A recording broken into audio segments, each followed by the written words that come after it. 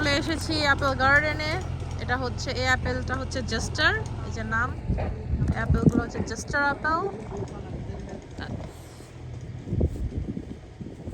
এটা হচ্ছে জাস্টার অ্যাপেল। আমার সবচেয়ে পছন্দ হচ্ছে গালা অ্যান্ড ফুজি অ্যাপেল। আর এটা হচ্ছে হানি ক্রিস্প। আচ্ছা, হানি ক্রিস্প,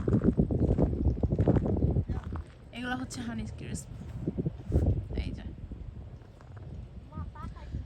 সো হানি ক্রিস্পের সাইজটা জাস্টারের চেয়ে একটু বড়, কিন্তু দেখতে সুন্দর তো জাস্টার। আর আমি এখনো টেস্ট করিনি, টেস্ট করে তারপরে বুঝবো যে কোনটা বেশি টেস্ট কোনটা কম টেস্ট।